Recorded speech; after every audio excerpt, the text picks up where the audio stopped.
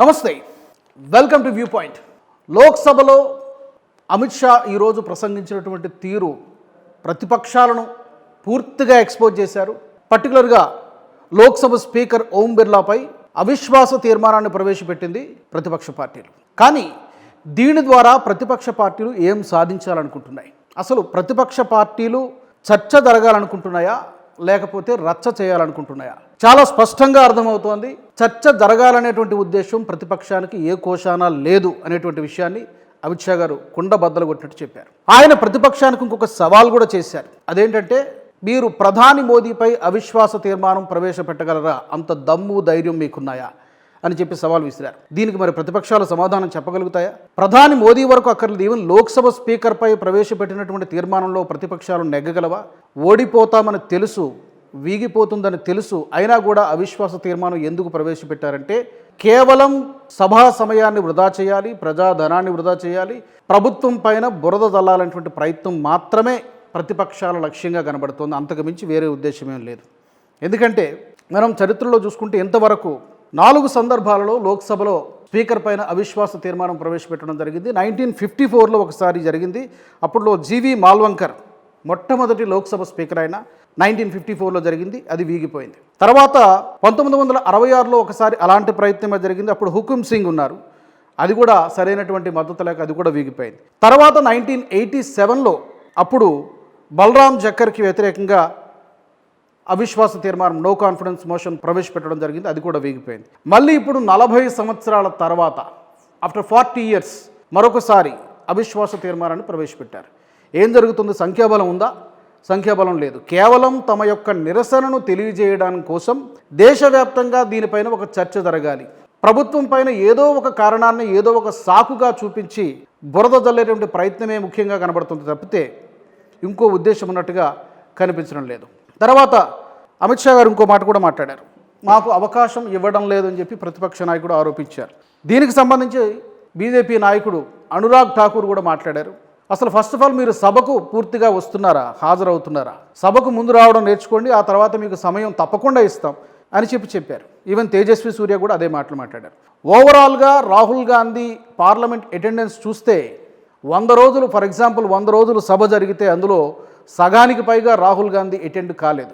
ఇవి మనకి లెక్కలే చెప్తున్నాయి, ఇది కాకి లెక్కలు కాదు. సగానికి పైగా రాహుల్ గాంధీ పార్లమెంటుకు హాజరు కాలేదు. అదే చెప్పారు యాక్చువల్గా అనురాగ్ ఠాకూర్ చెప్పింది అది. ముందు సభకు మీరు హాజరు కండి, సభకు రావడం నేర్చుకోండి, వచ్చిన తర్వాత తప్పుడు మీరు అవకాశం అడగండి అని చెప్పి అనురాగ్ ఠాకూర్ కూడా చెప్పడం జరిగింది. సో ఈ విధంగా సభా సమయాన్ని వృధా చేయడము, ప్రజాధనాన్ని వృధా చేయడం తప్పితే ఒక స్పష్టమైనటువంటి ఎజెండా అంటూ ఏమీ లేదు.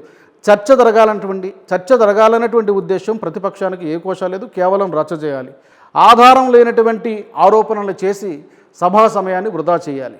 చాలామంది సామాన్య ప్రజలకు ఈ విషయం తెలియకపోవచ్చు. సుమారుగా 1 నిమిషానికి పార్లమెంటు నిర్వహించడానికి అయ్యేటువంటి ఖర్చు 2.5 లక్షలు. అంటే ఈ లెక్కన ఒక రోజుకి 9 కోట్ల రూపాయలు ఖర్చు అవుతుంది ఆపరేషనల్ కాస్ట్ పార్లమెంట్. ఇదంతా ఎవరు సొమ్మండి? ప్రజాధనం కాదా? పార్లమెంటు ఒక దేవాలయం. ఇక్కడ ప్రజా సమస్యలపైన కన్స్ట్రక్టివ్గా నిర్మాణాత్మకమైనటువంటి చర్చ జరగాలి. అసలు పార్లమెంటు సజావుగా నిర్వహించాల్సినటువంటి బాధ్యత కేవలం స్పీకర్ గారిపైనే ఉందా? అధికార పక్షంపై ఉంది, అధికార పక్షంతో పాటు ప్రతిపక్షాలపై కూడా ఉంది. ప్రతిపక్షాలు నిర్మాణాత్మకమైనటువంటి పాత్ర పోషించాలి, విమర్శించినా కూడా అది నిర్మాణాత్మకంగా జరగాలి. కానీ ఎలాంటి అంశాన్ని మనం తీసుకుంటున్నాం? గత సెషన్లో మనం చూసాం, మాజీ ఆర్మీ చీఫ్ ముకుంద్ నరవణే గారు రాసినటువంటి పుస్తకం అని చెప్పి ఒక పబ్లిష్ కానటువంటి పుస్తకాన్ని తీసుకొచ్చి సభలో పెట్టారు. మొత్తం సెషన్ అంతా దానిపైనే చర్చ. ఎందుకు పనికిరాదు? చివరికి ఏం తేలింది? ఆ బుక్ పబ్లిష్ కాలేదని చెప్పి ఆ సంస్థ చెప్పింది. రాసినటువంటి వ్యక్తి ఏదైతే ఉన్నారో ఆయన కూడా అదే విషయాన్ని స్పష్టంగా చెప్పారు. సో ఎవరు అబద్ధం చెప్పినట్టు అక్కడ తేలిపోయిందిగా. రాహుల్ గాంధీ ఎక్స్పోజ్ అయ్యాడుగా. ఎందుకు చర్చించినట్టు? కేవలం పొలిటికల్ మైలేజ్ కోసం మాత్రమే ఈ యొక్క అంశాన్ని తెర మీదకి ఇదొక్కటే కాదు, ఏ రాజ్యాంగ వ్యవస్థపై కూడా ఇప్పుడున్నటువంటి ప్రతిపక్షాలకి, పర్టికులర్గా కాంగ్రెస్ పార్టీకి నమ్మకం లేదు. మొత్తం అన్ని రాజ్యాంగ వ్యవస్థలను బీజేపీ లేకపోతే కేంద్ర ప్రభుత్వం తన పాకెట్లో పెట్టేసుకుందనేటువంటి ఆరోపణలు చేస్తోంది. ఏ ఒక్క వ్యవస్థనైనా వదిలేరా? ఎన్నికల సంఘం పై మొదలుపెట్టారు, బీజేపీ ఏజెంట్లాగా పనిచేస్తున్నారు, నిరూపించగలిగారా? ఈవీఎం వ్యవస్థను తప్పుపెట్టారు, నిరూపించగలిగారా? అఫిడవిట్ సబ్మిట్ చేశారా? ఎస్ఐఆర్ ప్రాసెస్ను తప్పుపెట్టారు, నిరూపించగలిగారా? లేదు. సిబిఐని వదిలారా? సిబిఐ అన్నారు, ఈడీ అన్నారు, రాజ్యాంగ రాజకీయ అవసరాల కోసం వాడుకుంటున్నారని చెప్పి ఆరోపణలు చేశారు. ఏ ఒక్కదానికి కూడా హిట్ అండ్ రన్ లాగా బురద జల్లడము వాళ్ళు కడుక్కుంటారు తప్పితే ఒక ఆధారాలతో కూడినటువంటి ఆరోపణలు ఈ రోజు వరకు కూడా ఇప్పుడున్నటువంటి ప్రతిపక్ష పార్టీ కానీ ప్రతిపక్ష నాయకుడు కానీ చేసినటువంటి పాపాన పోలేదు. మరి ఇలాంటి దానికి క్రెడిబిలిటీ ఎలా వస్తుంది? సో పార్లమెంటులో కూడా అదే ఇందాక నేను చెప్పినట్టుగా ఒక దేవాలయం లాంటి పార్లమెంటులో ప్రజా సమస్యలపైన నిర్మాణాత్మకంగా చర్చ జరగాలి, అలా జరగడం లేదు. సభా సమయాన్ని వృధా చేస్తున్నారు, ప్రజా ధనాన్ని వృధా చేస్తున్నారు. అమిత్ షా గారు చెప్పింది కూడా అదే. మీరు బాధ్యతగా మసులుకోండి, ఒక సవాల్ విసిరారు. మీరు దమ్ముంటే ప్రధాని మోదీ పైన అవిశ్వాస తీర్మానం ప్రవేశపెట్టండి, మీ బలం ఏంటో నిరూపించుకోండి అని చెప్పి వెంటనే ఎస్కేప్ అయిపోతారు. ఏదైనా ప్రభుత్వం దగ్గర ఒక స్పష్టమైనటువంటి సమాధానం వచ్చినప్పుడు ఆ అంశాన్ని వదిలిపెట్టి వేరే ఒక అంశాన్ని ఎత్తుకోవడం జరుగుతుంది. అన్ని విషయాలలో కూడా అదే జరిగింది. తర్వాత ఒక లోక్సభలో ప్రతిపక్ష నాయకుడు ఎంత హుందాగా వ్యవహరించాలి, ప్రధానమంత్రి తర్వాత మళ్ళీ ఆ స్థాయి కలిగినటువంటి వ్యక్తి ప్రతిపక్ష నాయకుడు. మరి ఆ స్థాయికి తగ్గట్టుగా రాహుల్ గాంధీ గారు నడుచుకుంటూ ఉన్నారా? కన్ను కొట్టడము, చెయ్యి పట్టుకొని లాగడము, ప్రహ్లాద్ జోషిని పార్లమెంటు ఆవరణలో ప్రధాని మోదీ గారిని సటైరికల్గా కౌలించుకోవడం, ఇలాగే ప్రవర్తిస్తారా ఒక ప్రతిపక్ష నాయకుడు? అంటే ఏ దేశంలోనూ ఉండకపోవచ్చేమో మన దేశంలో మాత్రం ప్రతిపక్ష నాయకుడు అలాగే ఉన్నారు. అది ఈ దేశ ప్రజలు చేస్తున్నటువంటి దురదృష్టంగా కనబడుతోంది. ఏదైనా కూడా రాబోయే రోజుల్లోనైనా పార్లమెంటు సజావుగా జరగాలని కోరుకుందాం, బాధ్యతగా ప్రతిపక్షాలు వ్యవహరించాలని కోరుకుందాం.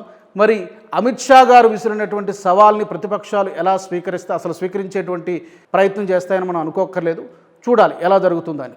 మరి ఈ అంశానికి సంబంధించి మీ విలువైనటువంటి అభిప్రాయాన్ని తప్పకుండా తెలియచేయండి. ఈరోజు పార్లమెంటులో కానీ పార్లమెంటు బయట కానీ ప్రతిపక్షాలు వ్యవహరిస్తున్నటువంటి తీరు ఎలా ఉందని మీరు అనుకుంటున్నారు? ఏ ఎజెండాతో ప్రతిపక్షాలు పనిచేస్తున్నాయి? అండ్ ఇంకొక అంశాన్ని కూడా ప్రస్తావించారు. ఇందిరాగాంధీ గారి టైంలో జరిగినటువంటి ఎమర్జెన్సీ పీరియడ్ను కూడా అమిత్ షా గారు ప్రస్తావించారు. మీడియా పైన నిషేధం విధించారు, ప్రతిపక్ష నాయకులను అరెస్ట్ చేశారు. అదొక డార్క్ హిస్టరీ, చీకటి అధ్యాయం. అలాంటి రోజులను మీరు మర్చిపోతున్నారు, మీ చరిత్ర వెనక్కి తిరిగి చూసుకోండి అని చెప్పి కాంగ్రెస్ పార్టీకి ఒకసారి తన చరిత్రను గుర్తు చేశారు అమిత్ షా. సో ఓవరాల్గా ఈ సెషన్లో కానీ గత సెషన్లో కానీ ప్రతిపక్షాలు వ్యవహరిస్తున్నటువంటి తీరుపైన, పర్టికులర్గా లోక్సభలో ప్రతిపక్ష నాయకుడు రాహుల్ గాంధీ వ్యవహార శైలిపై కానీ మీ అభిప్రాయాలను తప్పకుండా కామెంట్ సెక్షన్లో తెలియజేయండి.